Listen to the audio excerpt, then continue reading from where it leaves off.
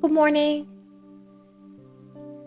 Welcome to this week's Angel card reading and Galactic Heritage card reading. I'm just burning some Palo Santo to make sure that these cards are cleared. I'm clearing all of my cards here to make sure they're cleared from any energies from last week or anyone else's energy at all that I've been given readings to, so that you get the best message from the angels and our star family. So let's call in your team. Let's call in our teams in order to get the best message possible. I call in my listeners' teams, my listeners' guides, angels, star family, and soul family. As we gather here today in this safe and sacred place, I invite beings of only the highest good, a most benevolent energy source, to take part in this reading.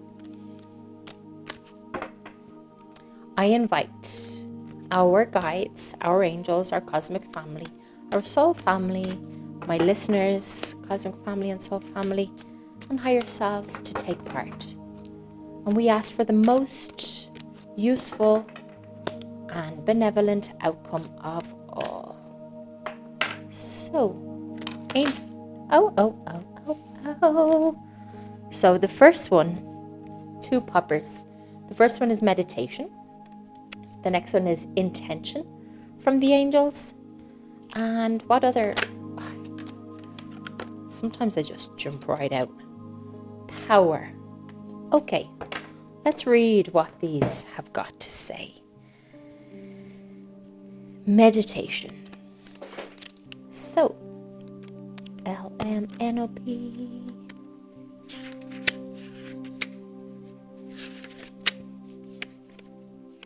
Meditation is very important for you right now. Enjoy practicing it often.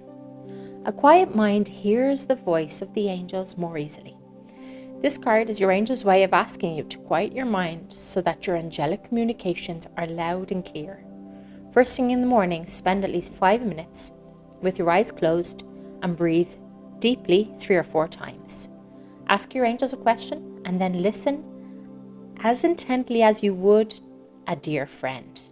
Don't strain to listen.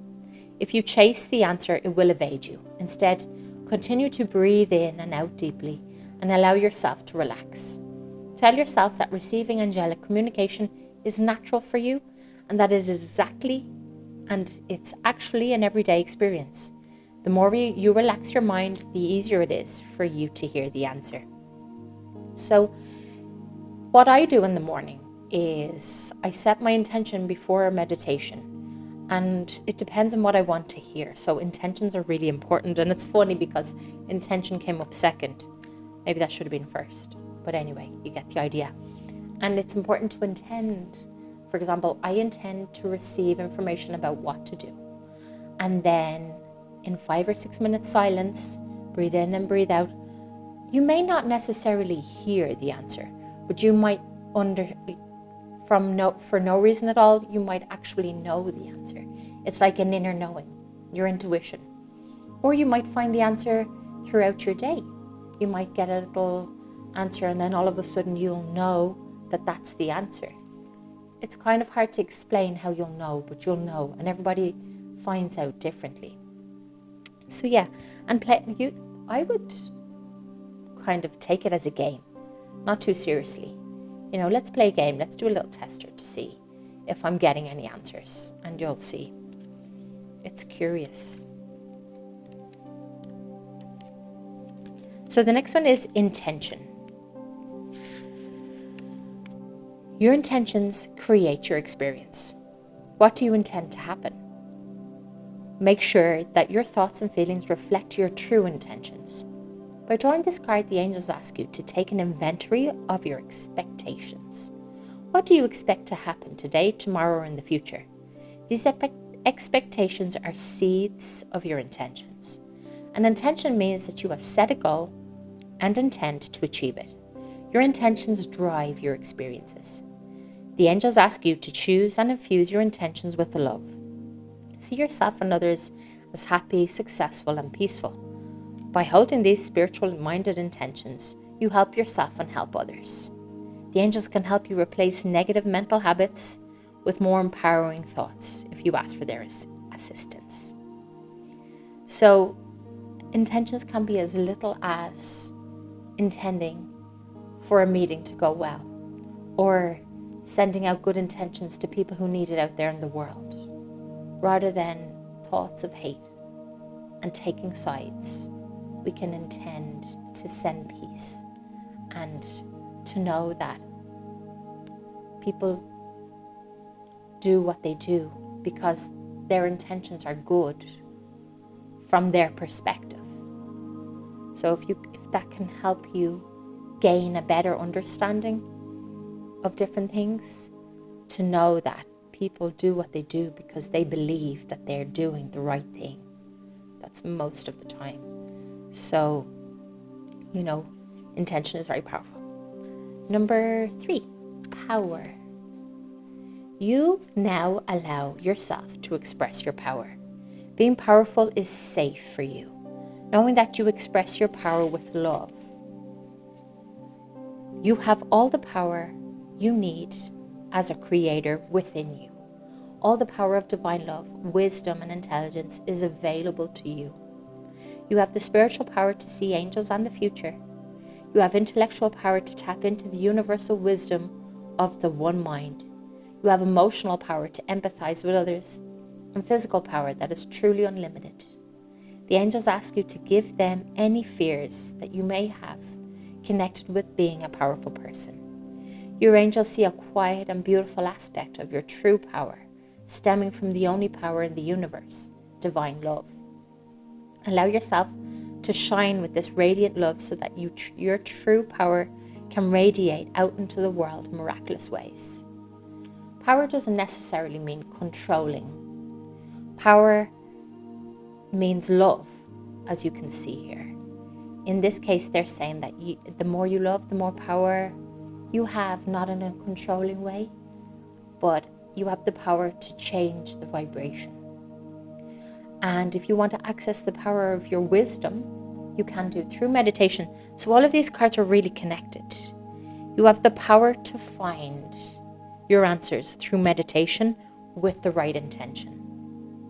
So if you intend to find answers about anything, if you intend to resolve a conflict, you can access your power through meditation. So that's such a lovely spread. It really is. And if you need any help with meditations, mindfulness, or hypnosis, get in contact with me. I'll happily help you out and guide you and give you some guidance on what to do.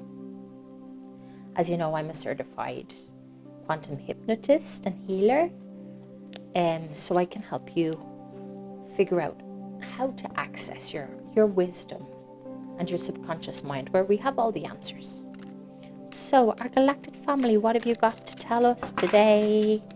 We would like some really useful messages for our listeners. I'm going to take this one. Shamanic journey. Cetacean whale. Parallel.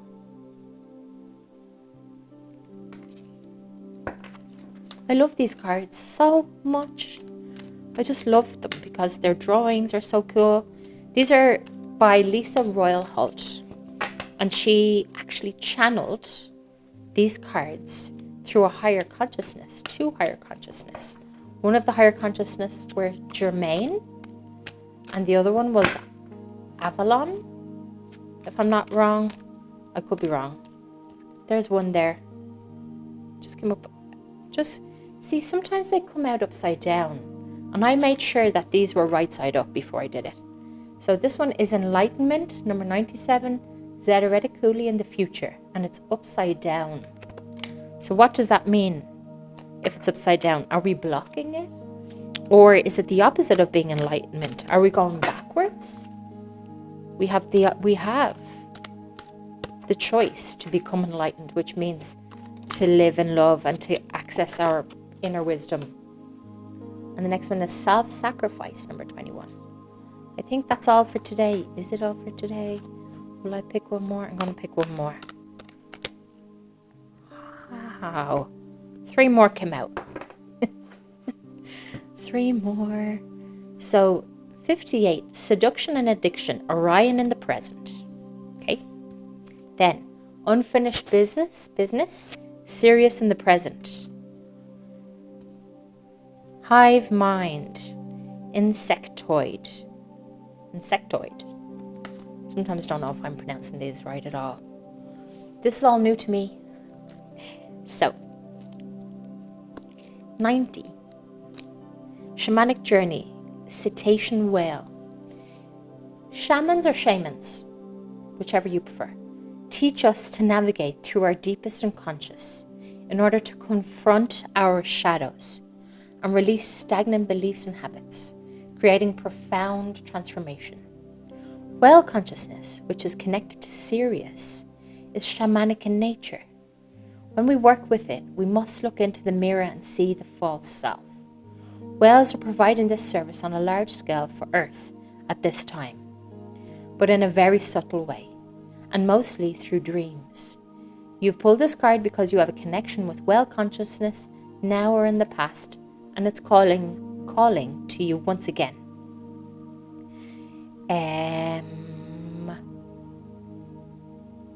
The next one is 97, enlightenment.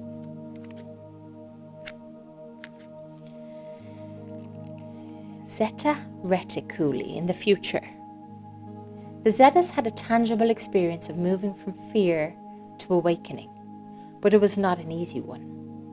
Through this crisis, they had to first learn to embrace emotion as a valid part of existence, and then, at the same time, not attach to emotion, but rise above it.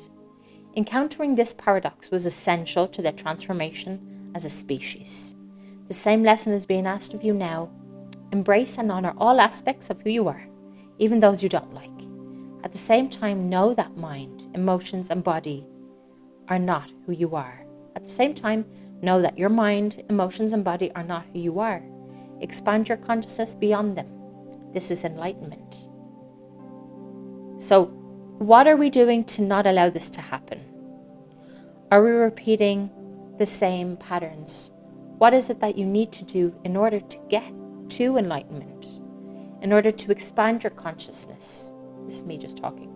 In order to expand your consciousness beyond the physical self. This underlying message is that the human experience of separation is but one part of who you are. And by embracing all aspects, as the Zetas eventually did, you individually can move to an enlightened state of consciousness. Thank you. That was really useful. The next one is self-sacrifice, Vega in the past. The ancient Vegan spirit was one of selflessness. Vegans were known to give their lives for others as gestures of extreme love and compassion and in support of community. However, it could sometimes be taken too far, as when self-sacrifice hurts the self so much that the person cannot remain strong and healthy in order to continue to be of service. This is a deep karmic pattern that many people have. Examine your patterns of self-sacrifice and learn what level is appropriate and when it becomes self-sabotage.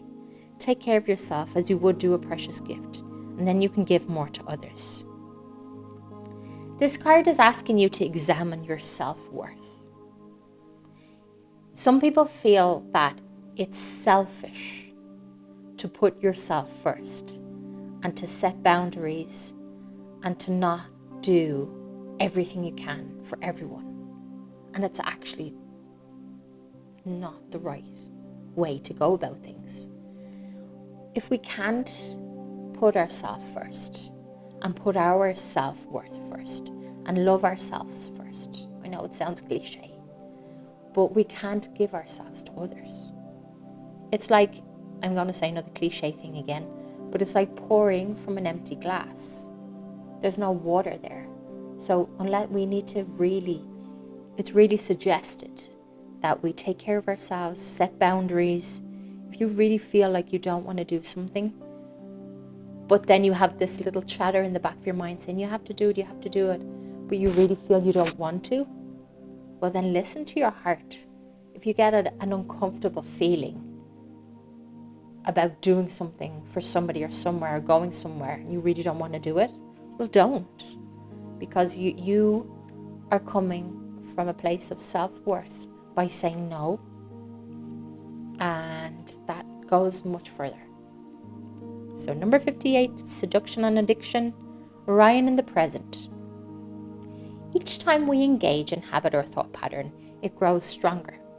We eventually crave the fulfillment of the habit like a drug. The thought of fulfilling that habit acts like a seduction for the ego. It must engage in this behavior pattern in order to feel normal.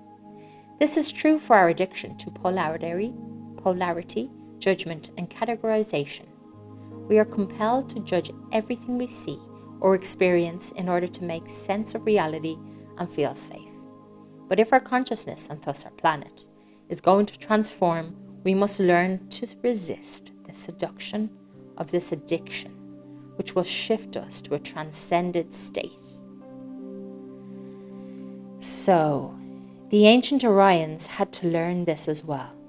They succeeded and eventually awakened to a very high level of consciousness. This is possible for us as well. So, it's like the repetition, a theme repeating itself. Examine your most inner addictive patterns. Do you feel stuck? Do you keep suffering in pain? Are you still going through the same relationship over and over and over? Are you still suffering and being in a position of, I don't mean to come across as a bit rude or negative here, but are you the person who is poor me? I'm the victim. The world is against me. Is that pattern constantly repeating itself in your life? If it is, just acknowledge it and see what you can do to put yourself in a place of empowerment instead of victim, a place of empowerment instead of suffering. How can you take yourself out of that repetitive suffering, constant? 59, unfinished business, Sirius in the present. The ancient Syrians believed that they left some things unfinished. Mostly this has to do with the evolution of the human race. Many of these ancient beings have incarnated as humans now in order to complete the tasks they feel were left undone. Other Sirius beings are helping from the unseen realms. If you feel that you have unfinished business in your life, or a nagging feeling that you're supposed to do something, pay attention to what that is, teaching you about self-acceptance. The lesson is that you are complete in every moment. If you were supposed to do something, then it would be done. No matter what happens, know that when you follow the flow of life and meet all challenges with integrity instead of running from them, any unfinished businesses that is carried has a tendency to resolve itself easily. Free up your energy by working hard toward that completion. If you get a sense of unfinished business, go deep and find the answers. Keep that in mind as you navigate this human life. Number 29, hive mind, insectoid parallel. There are many extraterrestrial insectoid species that have contacted Earth for thousands of years. They are peaceful and have a harmonious society that is based on the idea of group thinking as one. Most humans shun the idea of a loss of individuality, but it can also be a freeing experience whereby the ego no longer dominates one's reality. Since all consciousness is ultimately one, anyway, insectoid beings reflect this truth. You have connected with these beings in the past, and their energy is now asking you to remember the oneness that lies underneath the illusion of separation. This card asks you to look at how we can relinquish this habitual need to cling to individuality in favor of embracing a more collective universal outlook. We can start at the community level and move toward the planetary one. The truth is that we are all connected, no matter how far apart we feel. Denying this only prolongs the inevitable shift needed to move to the next level of evolution. This card can be interpreted with this in mind, but it could also mean that you personally have a connection to an insectoid or hive mind species, and this connection can help you bring those needed changes in awareness of your life and the planet. So, what I get from this card is that we're all the same. We're all from the same consciousness. The good, the bad, the beautiful, and the ugly. And on a human level, we're all of the good and the bad, the beautiful and the ugly are from the same consciousness, from the same energy. So when people out there are suffering, we're all suffering together. When people out there are in a high vibration, that contributes to the overall high vibration, which is why during these times, these war times, people, if you aren't involved in the war, you can contribute to a higher vibration by getting yourself and putting yourself and dancing and singing and loving and caring and sending good thoughts. You can contribute to the universal energy because we're all one. And that's from your point of view. And then from a planetary point of view, we're all one with all of the beings out there in the universe, with all of the planets that we're not aware of, and the solar systems, and all of the aliens, so we call them. We're all one. We're all from the same energy. So the sooner we accept that we're all one, the happier we'll be and the more evolved we'll become. So I hope you've enjoyed those messages from our soul star family, our soul family too. Our soul family, our star family, and our angels and guides, or the universe, or whatever you want to call them. You can relate to them whatever way you want. It can be you. If these messages resonate, take them on. If they don't, just discard them. And if you'd like a personal reading, you can contact me in the notes below, in the show notes. And if you have any questions or would like to work with me personally, you can contact me from the links below. I wish you a wonderful week. These messages are timeless, even though today's the 30th of October and I'm doing it for the whole week. But if these messages resonate with you, it doesn't matter what day it is. I wish you a wonderful week. Cheerio.